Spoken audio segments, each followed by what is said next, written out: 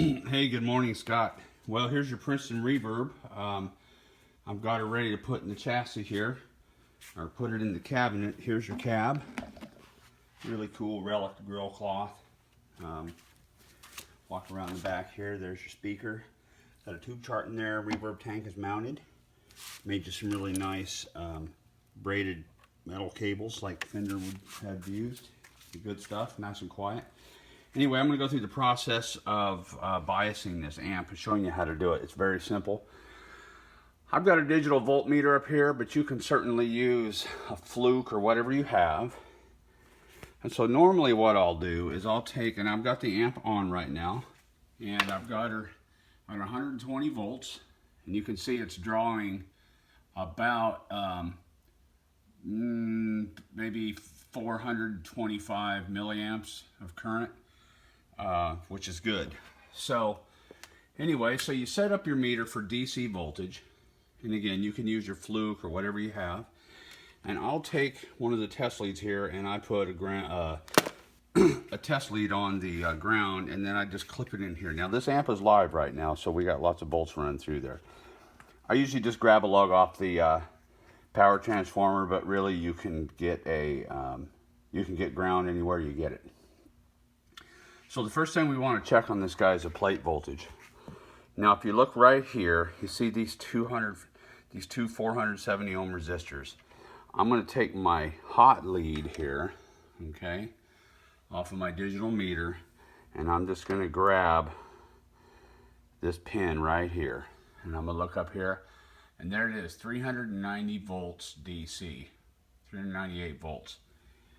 Now I'm going to come over, and that's one tube, and I'll check the other one here, and I have the same thing. So these two little brown guys, these are 1 ohm Dale's resistors. They're 1%. They're real good ones. And so right on the lead here that's next to the red wires, you just want to go ahead, stick your probe right against that. Now look up here at the meter, and I have got basically 25 milliamps. That's one tube. We come over, check the other one, and we're about the same thing. These tubes are pretty closely matched.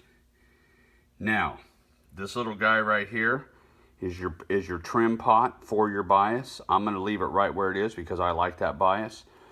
If you go buy the book, you could take it down to about 23 milliamps.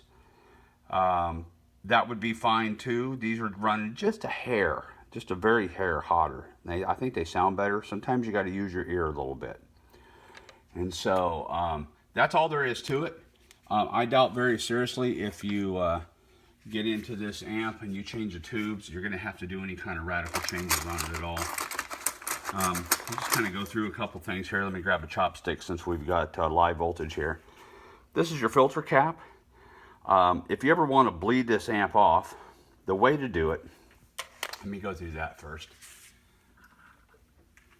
I have a test lead here, okay, and in the middle of that test lead right there, I put a 10,000K, or a 10,000K ohm resistor.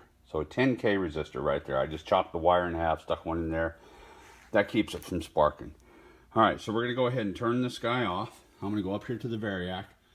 I'm gonna dump the voltage. I'm gonna turn it off. Now, that's in essence unplugging this amp. Now, I'm going to take one end of my test lead, and I'm going to stick it to ground here, like so. The other end is going to go right here, just like so. And we're just going to kind of touch those guys very carefully. And we can come over here, and we can grab these, touch them.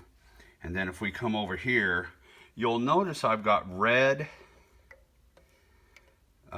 covering, Teflon covering on these. Those are your plate resistors. Red, you're dead, right? Remember that. Red, you're dead. Those carry a lot of current.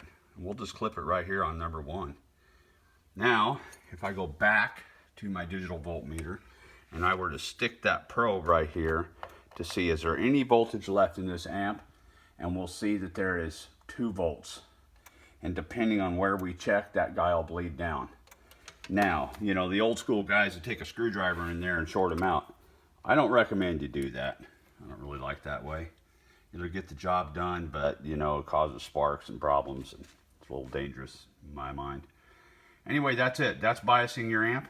I'm going to get this guy in the chassis. I'm going to test drive it and then pack it up and get her shipped to you, buddy. See ya.